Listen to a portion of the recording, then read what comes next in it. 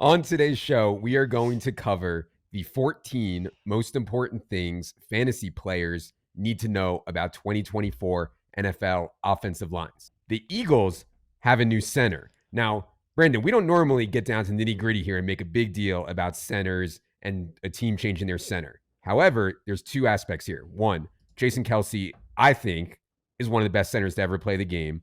And second, the tush push is a huge story in fantasy. Will they still do the tush push? Will they still be as successful when they do the push now that Cam Jurgens, not Jason Kelce, is the Eagles' starting center? So, Brandon, what are your thoughts on the Eagles replacing Jason Kelce, tush push, anything else? Yeah, so what's interesting about this replacement, I think, is the fact that Cam Jurgens is so much like Jason Kelce from a play style perspective. And you look at when he was coming out of Nebraska in the draft, Jason Kelce was actually tasked with watching these guys, like a handful of, I think it was like 10 or 12 guys. And he picked Cam Jurgens. Like, that was his guy. He's like, this is the guy you should draft. So he was kind of like the heir apparent to Kelce this whole time. He had to play guard last year because Kelce was still there, obviously. So he played out of position.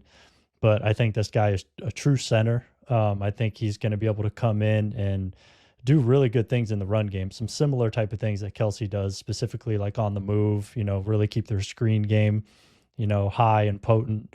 A lot of the run game stuff that Kelce was used on that made him so great. I think Jurgens is going to be able to probably do a lot of that. I think the part that you're going to probably lose is some of the harder to measure stuff in terms of, just pre-snap identification and, game prep and just having, that savvy veteran who's seen so much football there, like that sort of stuff, obviously he's going to take a step back.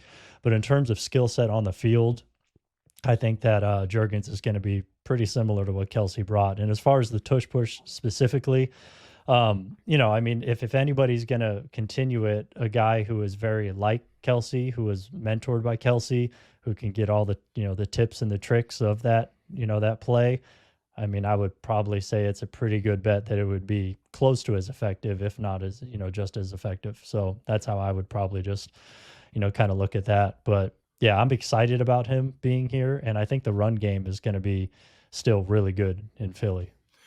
It's interesting because it was 4 or 5 days ago, Brian Baldinger, who's like a Philly guy, great analyst, one of the absolute best. He tweeted that he thought that the Eagles were going to get rid of the tush push.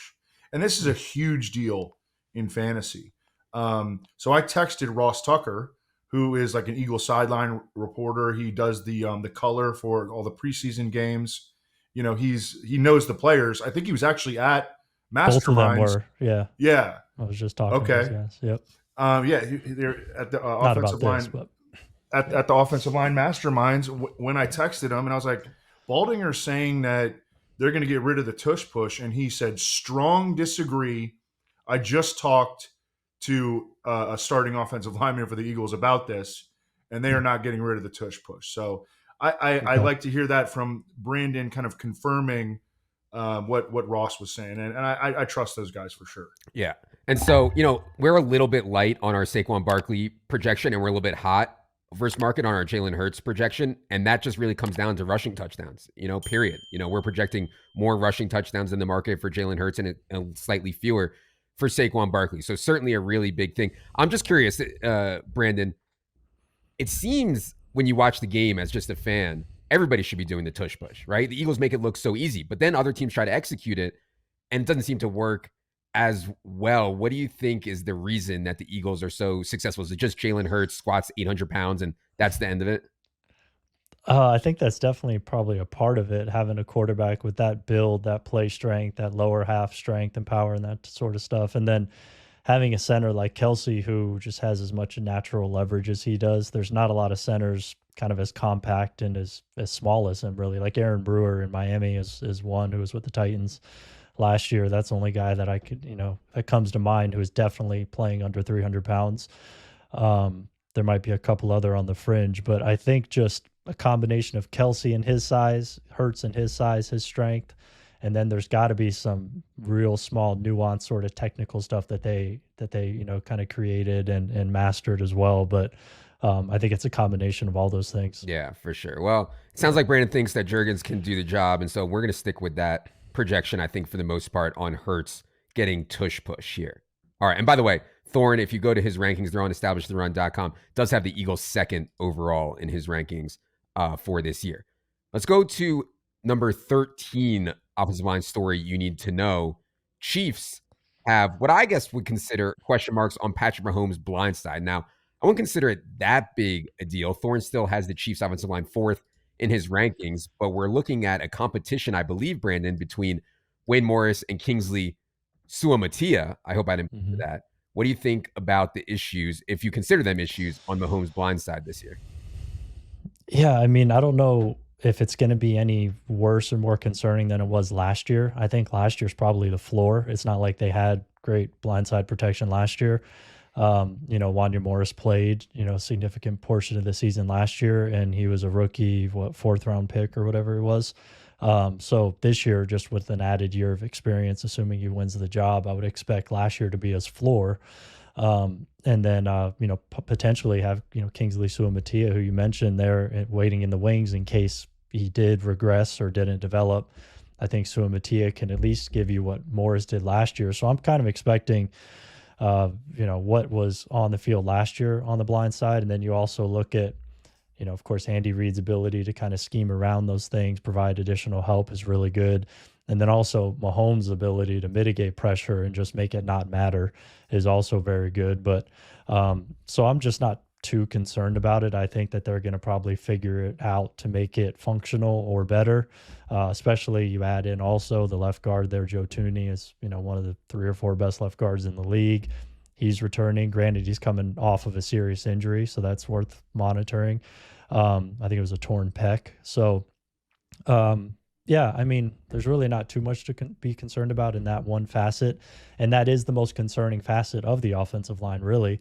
Everything else, you kind of know what you're getting. I mean, right tackle to an extent is somewhat concerning with Juwan Taylor and his up and down kind of play. But with that interior being as elite as it is, I don't foresee any dramatic changes this year. It's, if anything, it's just going to be as good, if not better.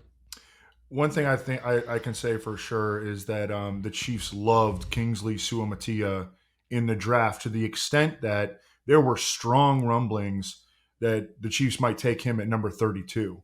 But they wound up trading up for Xavier Worthy, and they wound up stealing. He falls all the way to him at the end of the second round. I mean, that was an ideal scenario. They had a great draft. I don't know if I'll ask this: do you think that Kingsley Suamatia could be ready to start day one? I think that might be a little bit of a stretch based on my evaluation of him at BYU and just, writing a scouting report, watching his tape. I thought that he was fairly raw, in terms of technique and things kind of falling apart for him, specifically in pass protection, but also the run game. I mean, just kind of all around just needed some work. But he's a guy with the measurables in terms of height, weight, length, size, the way he's put together, his build, the way he moves, natural power. You could see some kind of shades of really nice flashes. He's Penei Sewell's cousin, trains with Penei, that whole thing. And, so the bloodline's there, 5-star recruit, all that. Like, you could see some of that on tape for sure. And he was number 1 or 2 on Bruce Feldman's freak list going into the season last year in college. So he certainly checks the boxes. He has the toolkit, to develop there, but I think it's more of sort of needing time to develop. And I wouldn't be surprised if he's the starter by midseason or so, something like that. But in terms of day one, that would be a little bit surprising to me. All right. Let's go to number 12. The Chargers have a plan to establish the run, no pun intended. Do they have the offensive line to do so? Now, Thorne has them 7th in his rankings. Obviously, Joe Alt and Rashawn Slater are 2 very good players at the tackle positions. Brandon, can the Chargers execute this extreme run-heavy scheme, or at least the lean towards the run-heavy scheme that everyone expects? Yeah, I think so, ultimately. Just with you look at the personnel, Rashawn Slater, I think, is the best player, but last year was kind of a disappointing year for him in some ways, considering he was an all-pro as a rookie. So last year was year 2. And but he had a lot of injuries that he was dealing with there. I think a double high ankle sprain, which you could just imagine, trying to, have your power and your base and all that sort of stuff. And he played through that. So I think he's going to be, worst case in the middle of what he was as a rookie in his second year, which would be a very good player.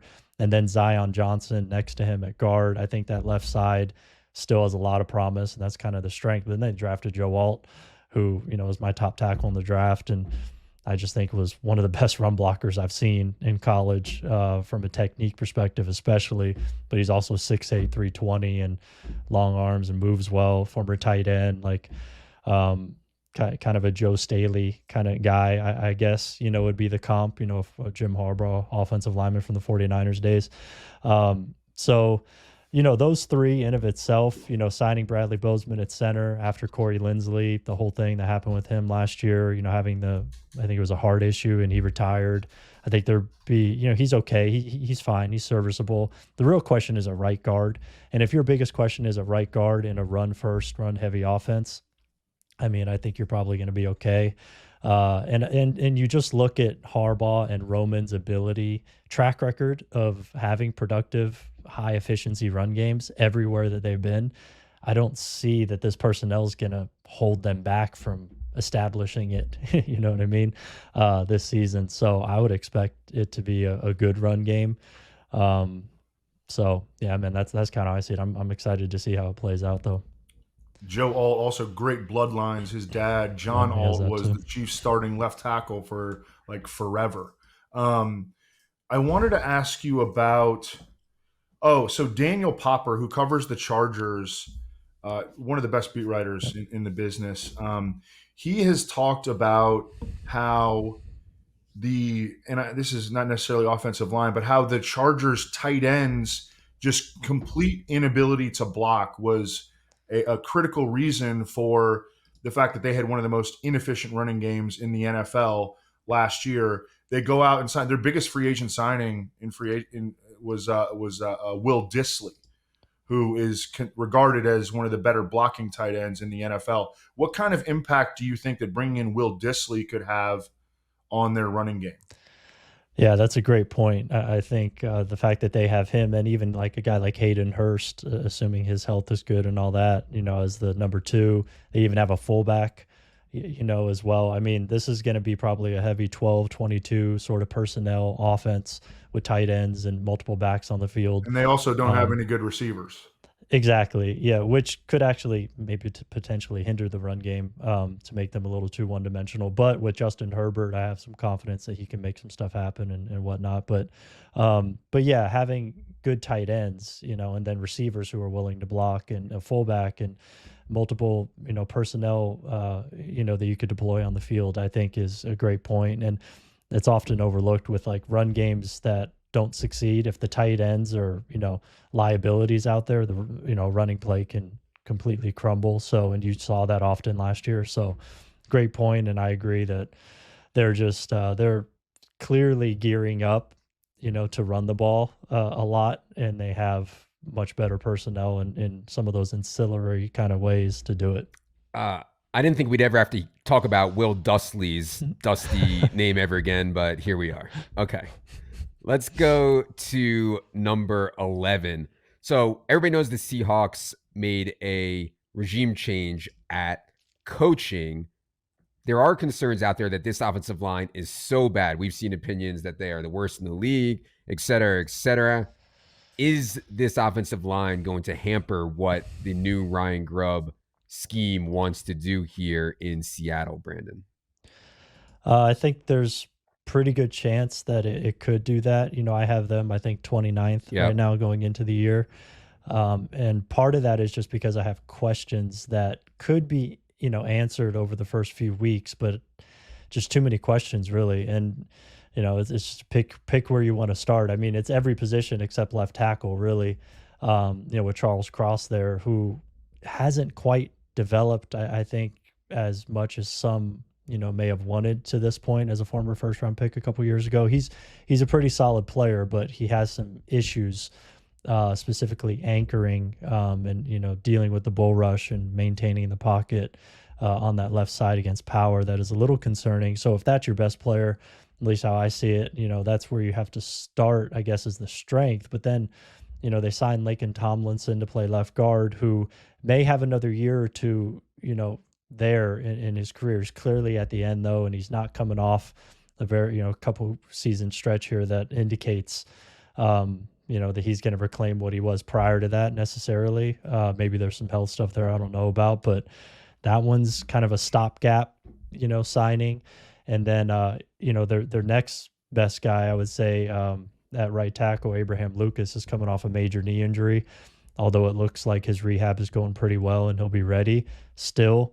There's some questions there.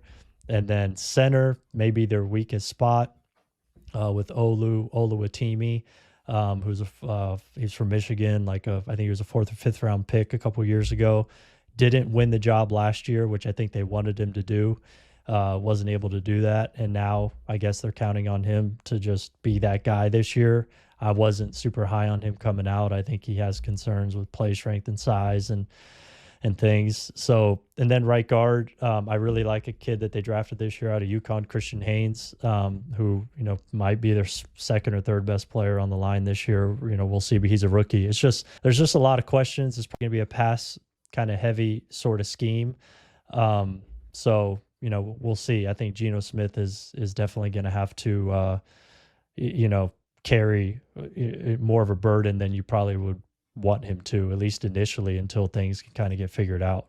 So I was really high on the Seahawks offense entering last season. One of the reasons that I liked them so much was because those bookend tackles, Charles Cross and Abe Lucas, had a really promising rookie season. Both of them did really in 2022. In 2023, in week 1, they both suffered pretty significant injuries. Abe Lucas seemed like he never got right. Charles Cross did not take a step forward in his development. It's scary because the strength of Geno Smith and the strength of Ryan Grubb did this a lot at Washington, throwing the football down the field, spreading the field and throwing it downfield. Geno Smith can win in that kind of environment, but you got to protect him.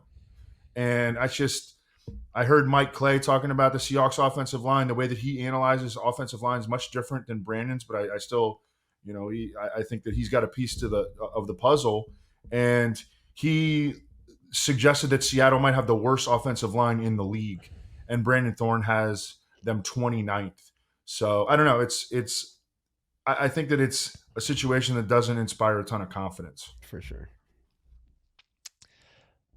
Yeah, I mean, I think a lot has to go right, and that's why I'm kind of hedging on them being a bottom, 5 or so unit going into the year until they prove otherwise. I just think there's too much, especially on the interior, with that trio. You're going to have a rookie, a guy who's in his second or third year in Olu at center who's never really played meaningful snaps, and then a guy at the very end in Tomlinson who has battled injury, who's not coming off, great seasons. And, so the interior could be a major question there. And then even at tackle, like we're talking about with guys not really developing, so I think it's probably wise to just go in, with kind of a negative, pessimistic kind of view. All right. And then, let's go to the number 10 thing fantasy players need to know about offensive lines in 2024. The Packers have a better run blocking unit than pass blocking unit this year, which is interesting because there are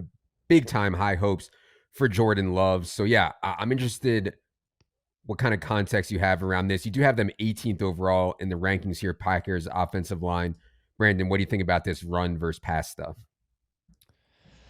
Yeah, so I think when you look at the Packers offensive line, you have to just talk about the offense as a whole and just sort of their approach and how they typically have a very efficient run game in terms of like yards per carry and things like that over the last several seasons. And I think that keeps them in favorable down and distance situations to where they could dictate things a lot, or oftentimes, and that kind of takes a heavy load off of the offensive line in pass protection. They also have 2 really good tight ends that they incorporate, which also kind of helps, I think, in some ways in pass protection to kind of muddy the pocket a little bit. When you watch their film along the offensive line in true drop back situations, you kind of have to dig to find those reps, first of all, because there's not a lot of them. This is also a heavy play action offense, top 10 last year, I believe. So that also helps. So they're just not exposed a lot as an offensive line and pass protection, which is great. That's what you want, from a coaching and scheme perspective. But when you do study them in those situations over the last couple of years, especially against higher end competition, it's just pretty dicey. I would say, especially since Bakhtiari hasn't played. So now they're going to have potentially a rookie left tackle. Questions at center with Josh Myers. He's a much better run blocker than pass blocker. Questions at right guard, which they had a rotation last year. And then even they're probably the best player is left guard Elton Jenkins. He's been, pretty injury prone the last couple of years. But in terms of like the run game, I just think they're set up to be a better, run blocking offense and offensive line. And that's, what they have been, in my opinion, over the last couple of years. And the pass pro, while you look at it maybe on the surface, is pretty good. When you dig into sort of isolated, true pass blocking reps, they're not quite as good as advertised, in my opinion. So that's why I would kind of label them that way. But again, it's kind of a middle of the pack unit going into the year.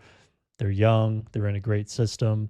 And then also Jordan Love, man, like he's great at mitigating pressure, not allowing pressures to turn into sacks, evading pressure, buying himself time in creative ways, all that sort of stuff. So that also makes the offensive line look better as well. I was going to say that's something that you can hang your hat on is Jordan Love's ability to make quick decisions and get rid of the football. He's like the anti-Justin Fields. And he's plenty athletic to have escapability. You mentioned Matt LaFleur, a lot of play action. They do things to help the quarterback in Green Bay and to mitigate that. Which in turn helps the offensive line. Yeah, for sure. Okay, let's go to number 9. So we had some breaking news here in the last week. Ryan Ramczyk, who I don't know what Brandon thinks, but seemingly to me was one of the best tackles in the league a while ago. I don't know, like 2018, 2019, 2020. Ryan Ramczyk, Saints right tackle, has retired or is out for the season, or he's just done, I guess is the deal. When you had them ranked in the article that's on the site right now, you had the Saints 19th. That was under the assumption that Ryan Ramczyk was going to play through this knee injury. What are your updated thoughts on Saints offensive line now that we know Ryan Ramczyk is out for the season? I mean, I've definitely bumped him down to probably the late 20s at this point. Not totally on the bottom, because I think there's still some reasons for optimism, but it's pretty slim now. I think the range of outcomes is much more slanted towards the negative side now, just because you look at the tackle position. Taliesin Fuaga, their first round pick this year, played right tackle at Oregon State the last 2 years, hasn't really played left. I had questions of his ability to stay at tackle in the NFL because of some pass protection concerns.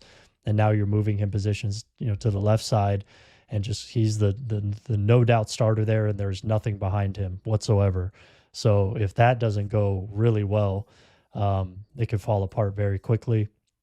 And then, in turn, on the right side, you have Trevor Penning, who is a first-round pick from a couple years ago, who failed at the left side, had a major not knee injury, but a foot injury, I believe. So he's coming off all that, switching sides now as well to try to sort of save his career.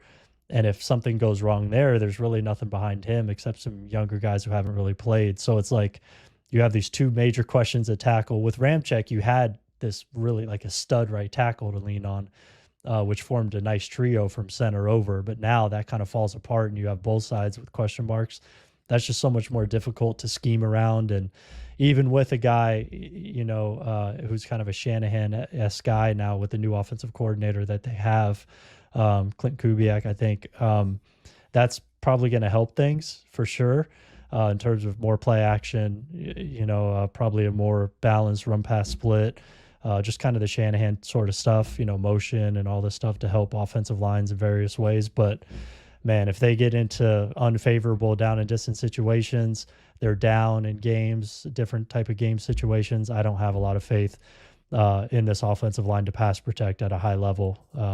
So, and there's other questions as well. Yeah, you mentioned the huge two questions at tackle, And they're also potentially going to start Nick Saldiveri, a fourth round rookie out of Old Dominion, at left guard. It kind of makes me think that, and I hate to say this because I'm like a supporter of Kendra Miller, and I think Alvin Kamara has enough left in the tank to be a positive contributor. But like they're going to need Jamal Williams pass blocking. I know you hate to hear that too, Adam. I can't take it. But, I haven't been taking, I backed off Kendry a little bit just out of fear that Kamara still has juice and the Jamal Williams coaches love putting him on the field. The guy I haven't backed off on is Chris Olave. Like in the middle of the second round, I take Chris Olave every time. I think it's going to be okay despite these offensive line concerns, but certainly something to think about. The one that's more concerning to me, if the offensive line is a mess, is Rashid Shaheed, who needs time to get down the field and doesn't sound like Derek Carr is going to have a ton of it. Let's go to number 8, and it is Bears have holes in Caleb Williams' protection. Now, Brandon Thorn has the Bears 22nd overall in his offensive line rankings. I had tweeted out, I had thought, and Evan and I had talked about this, for a number 1 overall pick who is normally drafted into an absolutely dreadful situation, Caleb Williams' situation is actually good. Like, ton of good skill players around him. I think the defense is going to be reasonable. This offensive line, though, stuff for a rookie does concern me somewhat. Brandon, how concerned are you about Bears' offensive line for Caleb Williams? I mean, in the context of him being a rookie number 1 overall pick, I'm not that concerned just because you look at the recent history of number 1 overall picks and their offensive lines. This is definitely a better situation. If for nothing else, because they're going to be good run blockers, I think. And this is probably going to be a good run game. And then even pass protection wise, that's kind of what's holding them back in my rankings. I think they're certainly below average there.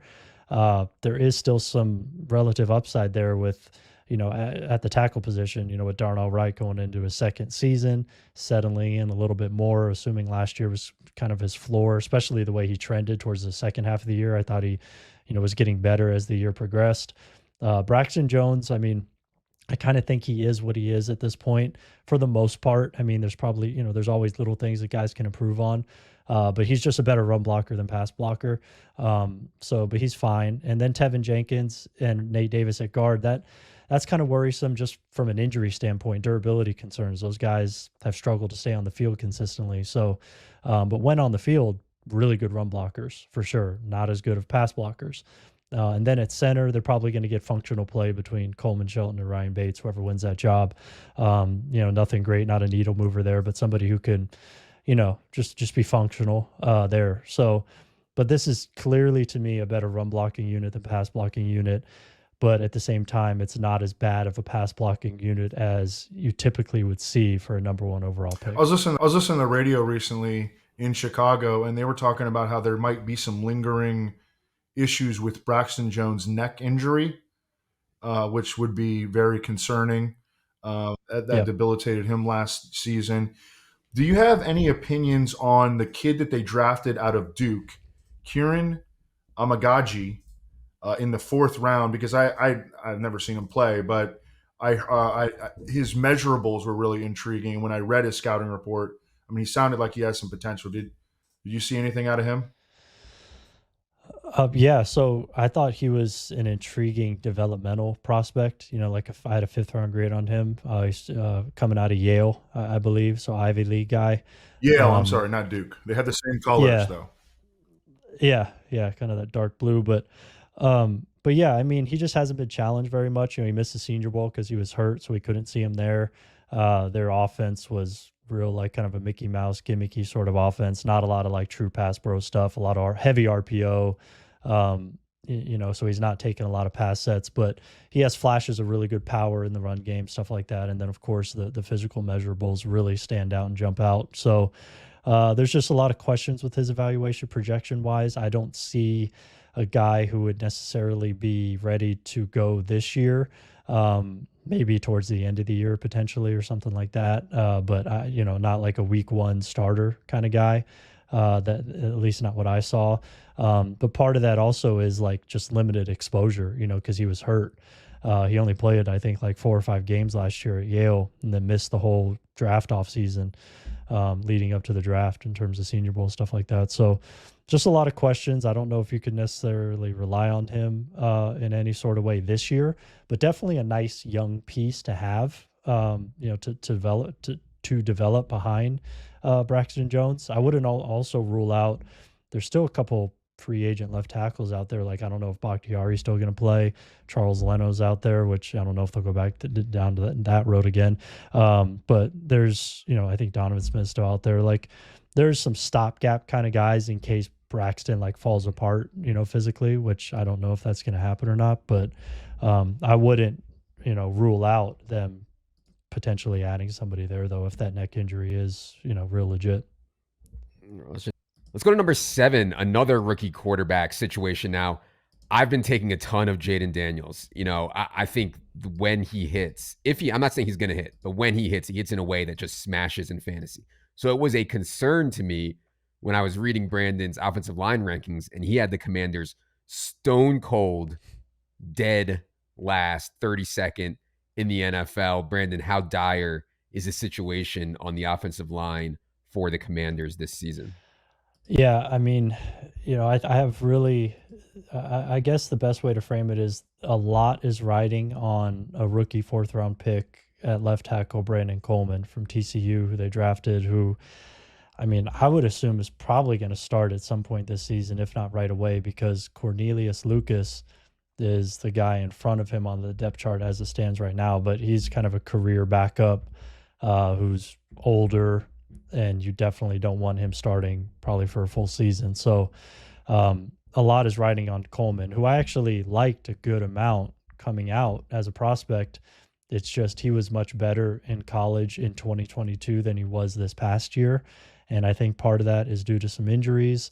He tested like an elite athlete, all that type of stuff. And I think that's kind of what partially kind of saved his draft stock to a certain degree. So there's some upside here that I think is real.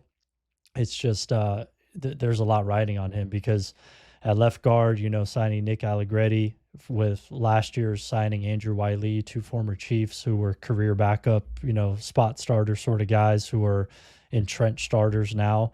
I don't see a very high ceiling with those 2 guys. I mean, their most proven player right now on the offensive line is probably Tyler Biadasz at center, who's a solid player. But if solid is your number one guy, and there's some major question marks elsewhere, chances are it's probably not going to be like a great offensive line. Sam Cosmi is probably their second best guy, most talented player, but still just need to see some more out of him. And then you look at just depth. There's just no depth, here in terms of proven guys really at all, especially at tackle. So yeah, I mean, this is kind of like par for the course in some ways in terms of a top 2, drafted quarterback. Generally, this is kind of what an offensive line looks like. But at the same time, like I'm just pretty concerned about them specifically in pass protection and their ability to hold up. And then, having Cliff Kingsbury there, I don't know that necessarily inspires a whole lot of confidence in terms of the situations the offensive lines are going to be put in. So yeah, it's just there's not a lot here to me that suggests that this is going to be like even a below average pass blocking offensive line. I wonder if these offensive line issues may contribute to Ben Sinnott getting on the field more early in his career, because he was regarded as like a really positive blocking, positive as a blocker in college, to the extent that I think he was played like mostly like H-back, but to the extent that their GM, Adam Peters, compared him to George Kittle, who's like one of the better blocking tight ends in the league. So, I mean, I don't think Zach Ertz has never been, regarded as much of a blocker as a tight end, but Ben Sinnott maybe can do that. I've taken almost no Ben Sinnott over the last month or so, just out of concerns. They're going to play Ertz in the pass catching tight end role and play Sinnott in the blocking tight end role. I think that's probably what's going to happen. Yeah. And so we've been mega low on Sinnott, and not that, we don't like him as a player, but man, he was going so high for a guy who could spend a lot of time blocking in this offense for sure. All right. Number 6 is one I didn't expect to be talking about here. Ravens are one of the teams that is declined most in terms of offensive line play year over year. This is a team that normally, at least somewhat prioritizes offensive line. Brandon has them down at 28th now, 28th Ravens offensive line. That's not normally where we find Ravens offensive line in Brandon's rankings here. What's happened to the Ravens offensive line, Brandon? Is it a concern for someone like, say, Derrick Henry, who's, I thought Derrick Henry had a really good season last year, but in terms of raw stats, I feel like he was limited by the Titans offensive line being so bad and not getting him yards before contact. So anyways, Brandon, what do you think about what's happening with Ravens offensive line here? Yeah, so you just look at it on paper in terms of what happened from what they were last year to this year. And last year, going into the year, they were the second most experienced offensive line in terms of collective starts between the starting five. This year, going into the year, they're the 32nd. And then also last year, they were, I think, one of the 3 or 4 youngest, and now they're, I think, the 5th, they were one of the 3 or 4 oldest, and now they're the 5th youngest. So clearly it's a rebuild, essentially. And all that data is from my OL Almanac that just released, so you could kind of compare all these teams in different facets. But so yeah, they're essentially just going through a rebuild, and the main issues here in terms of just having a lot of unproven guys is one of their most proven guys. They only have 2 guys really. It's Tyler Linderbaum, who's their best player now at center, and then Ronnie Stanley. So one of those 2 veterans that they're counting on is Ronnie Stanley, who has massive durability concerns at this point in his career. Is kind of on a rotation still in some sense. So, maybe he's past that, but I'm skeptical that he is. So his ability to hold up is huge. So really it's like Tyler Linderbaum kind of is really the only dependable guy on the unit. So that's the reasons why I have them so low going in, just kind of that dramatic turnaround that they've undergone on the offensive line. I will say that, I think they led the league in rush attempts last year. So like, obviously this is a run heavy offense, so that's going to help. And then having Lamar obviously helps offensive line, kind of get out of bad situations and things like that. I have a lot of confidence in the offensive coordinator, but at least initially, going in the first half of the year, I just have a lot of questions, man, more than I've ever had, I think, with the Ravens offensive line. Which is not something that we're really used to. No. I mean, they're usually regarded as an offensive line that, like a bankable offensive line. There's been some chatter that the Ravens might use more 2 tight end sets. And I wonder if that is, if that would be based on the fact that they're worried about their offensive line. That would make sense. Yeah. I mean, they have the tight ends to do it. So certainly, the thing is, I'm not concerned about this for Lamar. Like, Lamar is so incredible at escaping the pocket, avoiding pressure, making plays. I'm not worried about it for Lamar. I am a little bit more worried about it for Derrick Henry, who, when he gets stuffed behind the line, when he gets stuffed at the line, that's not where he wins. He wins like getting into the secondary, into the second level, and running people over. So, I think there's some concern there that the offensive line, and he complained about it, last year about Titans just not getting him enough yards before contact. So, yeah. Let's go to, number 5. Patriots have major problems. I was thinking maybe the Patriots can hang their hat on something. I mean, they have an atrocious offense. They're lacking talent everywhere. They might have the worst roster in the NFL. And then I open up Brandon's rankings, and they are 31st in offensive line play also. I mean, I don't know where this team wins. I don't think there's a lot to say here, Brandon, other than Patriots are just a mess all over the field. What do you think about their offensive line? Yeah, definitely one of the bottom 2 or 3, I think, by any measure going into the year. Just kind of similar boat. They got a lot younger this year, like the Ravens did on the offensive line, a lot less experienced. And then some of the guys that they are counting on, the few proven guys, there's some questions there, whether it's Mike Edwanu playing tackle or guard. I personally think he's clearly better as a guard. Whereas the pass protection at tackle is definitely shaky, in terms of losing against a specific kind of rusher outside, creating short corners. The pocket is very shallow there in New England. I think it's going to continue to be, especially when you look at who's playing left tackle. Chuks Okorafor, who is a right tackle with the Steelers throughout his whole career and not a very good right tackle, kind of an okay player, but they're moving him to left.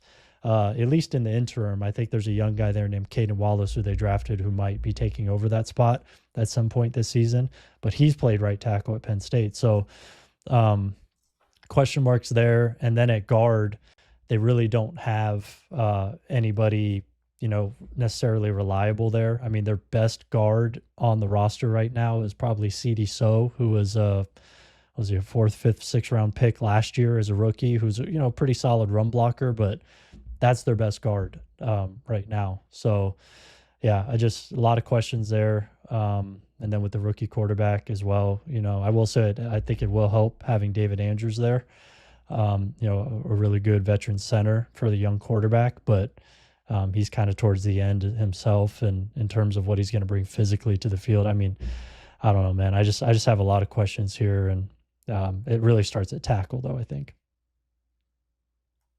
Yeah, we have a page up now that shows you the implied team total on average for every team throughout the season. Patriots are stone cold last in that data. I think what they're going to do is just play Jacoby Brissett as long as they possibly can justify it. Yeah. All right, we just covered two teams that I think are pretty clearly worse year over year, Ravens and Patriots. At number 4 here, let's get to a team that I think is significantly better year over year. Now, we talked a lot last year, Brandon, about how bad the Tennessee Titans offensive line was. Big changes this year. Of course, Bill Callahan is in the mix. They draft J.C. Latham. They add Lloyd Cushenberry. I mean, on paper, at least, from coaching to personnel, seems to me it should be one of the most improved units in the entire NFL. Would you agree with that, Brandon? And what do you think about Titans offensive line? Yeah, I mean, I have them 25th in the rankings right now, but it's in tier 4, which goes all the way up to 18. So I think they're kind of in that range. And, if you think of it that way compared to what they were last year, which was clearly one of the worst units in the league, they certainly got a tier better.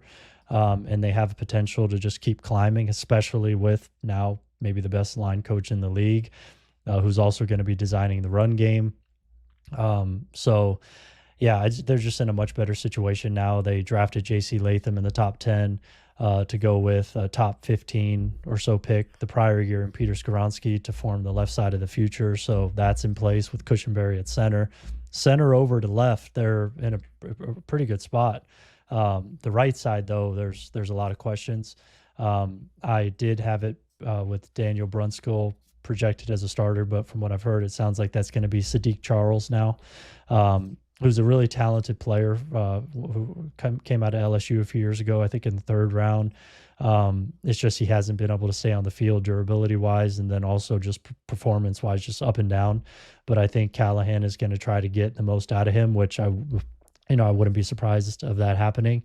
And then that leaves Nicolas Petit-Frere at right tackle, who, could potentially be okay, but he hasn't been so far in his career. But, with that Callahan kind of touch on it, that right side is, I would assume, going to be at least functional. So even though I have them where I do, going into the year, I think that this is a unit that's trending up, and I would expect them by midseason or so, after we see it and they play and things like that, I just expect them to kind of incrementally, get better as the season goes on. So I think that there are ways that you can spin this positively and negatively, this offensive line. I think it's actually easy to spin it negatively because they've got, Brian Callahan was talking today, they have open competitions at right guard and right tackle, and they have a rookie left tackle. Mm-hmm. And Skoronski didn't have a great rookie season at left guard. But that Bill Callahan touch, as you mentioned, I mean, that inspires some level of confidence. It's also going to be interesting to see because Will Levis was the most per drop back hit quarterback in the NFL last year, took a ton of sacks. That's not always, attributable to the offensive line. Quarterbacks play a large role in getting hit and getting the ball out and taking sacks. And so he seems like a quarterback that you need to protect well. Because he's not going to help you in that aspect. He's not going to help the offensive line based on his play. But, he was a rookie, so we'll see. I'm excited about Titans' pass game and Titans the way they're going to call plays specifically, but I could see how it goes bad. Offensive line isn't great, and Will Levis just isn't it, and I can see that for sure. Yeah, you All could right. you could paint a case either way, and that's kind of ultimately why I like hedging, kind of low going in. I just kind of want to see things first, but there's a lot of, I would say a fair amount of talent here. It's just yeah, we just need to wait and see kind of. All right. Speaking of teams year over year better, let's go to number 3 here. Steelers make big investments in the offensive line through the draft. Brandon is projecting Zach Frazier as the starting center, Troy Fatanu as the starting right tackle, both rookie draft picks this year. This is an offensive line that's been beleaguered for a long time. Evan and I have talked about how we think they'll be better as run blockers than pass protectors this season. Do you agree with that, Brandon? And how much better do you think Steelers' offensive line is? Yeah, I 100% agree with that. And then also, I think first, just off the top, just mentioning how much better of a situation they're going to find themselves in going from Matt Canada to Arthur Smith. I think that that's a huge part of things as well, just in terms of just sheer run pass split, and play action. I mean, the Falcons last year, were 4 or 5 in play action, 2 or 3 in rush attempts. Like, clearly there's a formula here that is probably going to be implemented in terms of being run first, play action heavy. That's always going to help any offensive line, especially a young one, which this one is now. But so I think that's more favorable just across the board. But then also, I'm just also very high on a lot of these individual players as well. Specifically the guys they added this class with Zach Frazier at center and Troy Fontenot at right tackle. I think those guys are going to be able to step in right away and be at least solid. And then Broderick Jones moving to left. I mean, I think you're definitely getting a good run blocker there, even if pass protection is definitely dicey. Still, he came out as a very young, inexperienced prospect a couple years ago out of Georgia. He only was a 1-year starter. So he's still just very young and raw. But we saw last year what he could do in the run game. So those three, and then Isaac Seumalo, they're kind of their leader of the offensive line at left guard, they signed him from the Eagles last year. He had the best year of his career, arguably, last year. So it's like there's just a lot of potential strengths here, but it all kind of revolves around the run game, I would say. And considering the history of the play caller, I would expect this to be, a run first offense that is probably going to be pretty good at doing that. So last season, the Steelers drafted Broderick Jones with, I believe, the 14th overall pick. Mm-hmm. And he opened the year on the bench. Mm-hmm. They wound up inserting him about midway through the year or a little bit before that at right tackle. And their running game took off. Yep. But now he's moving to left tackle. Can you kind of talk about that transition, or is this just kind of what the way it was supposed to be, or and what how does he impact the running game so much, because he made a big difference last season? Yeah. So, I mean, he played left at Georgia, granted, like I said, he was just a 1-year starter. So it's not like this is a guy who's going back to his natural home where he has, 40 college starts or something like that. So I would say his positional home as a pro is still pretty fluid. So him moving to left, I don't think is really necessarily a big deal in his specific case. I think he's young enough in his career overall to where he could just, make that switch and, figure it out and be there long term. But in terms of his specific skill set as a run blocker, he's extremely athletic. He moves very well and he's very explosive at the point of attack. So he could get to spots quickly and move guys off their spot immediately. Essentially, he creates a lot of force on contact and just moves people. Extremely physical. You could do a lot with a guy like that. You could move him, you could pull him, you could feature him in the run game, which is really cool. Especially when you consider Troy Fontenot on the right side was one of the best run blockers I've scouted over the last few years coming out of college. Even though he was in a pass heavy scheme at Washington, he was a dynamic run blocker. So he's switching positions himself as well. So that, there's a lot of youth here and there's some switching around here of positions that is notable. But again, just kind of in this system, in this scheme, I think they're in a good position to maximize it as time goes on. All right, let's go to number 2. Rams have a sneaky strong unit. Now, this is a unit that I think has struggled for a long time. They've overhauled it a ton. They add Jonah Jackson in free agency to play left guard, and now they find themselves in Brandon Thorn's, I believe, third tier is the Rams' offensive line, which honestly, like, I think, I'm waiting to see more from the camp battle, but this Kyren Williams versus Blake Corum thing, I want to make sure we get it right, because I think that, assuming it's Kyron's role from last year or some version of that, it's going to be a smash. So, but important is the offensive line. Brandon, what do you think about Rams getting up to your third tier? Yeah, so I really like what they did at this offseason, and adding Jonah Jackson from the Lions to play left guard, which is going to move last year's second-round pick Steve Avila to center, which shouldn't be too difficult of a transition for him, considering he played as much center as he did guard in college. So I would expect that transition to go pretty well. And now all of a sudden you have maybe the most physically imposing interior trio in the NFL with Jackson, Avila, and Kevin Dotson, who they paid this offseason after the best year of his career. And I just think the scheme that they're running now, this duo, is the run concept that they utilize the most now, which is just a downhill kind of at you run game, which is a very different sort of approach than Sean McVay 2017, 2018, where they were heavy zone. So just like the transformation scheme wise in the run game, I think is matched up perfectly with the interior trio. And then even at tackle, right tackle, Rob Havenstein is the leader of the offensive line, solid player. The real question is at left with Alaric Jackson, specifically in pass protection. I think that's what's kind of holding them back and what needs to be answered. But you could kind of scheme around one concern, especially when you're, Sean McVay, and, we just know how good he is at manipulating defenses with various, tempo, motion, things like that, whether it's play action, RPO, and then Matt Stafford is a really good quarterback at buying time and all that. So it's like, I just think this is going to be a high-end run blocking unit that's in a really good situation. And, if I had to make a bet, I mean, I'd probably bet on them to be like maybe the best run blocking unit in the league. They're certainly in the conversation with maybe like Detroit. Steve Avila is like 335 pounds. Yeah, he's the biggest center in the league. Yeah. Yeah, biggest center in the league. I was going to say, we were talking about Jason Kelsey earlier. What is Jason Kelsey?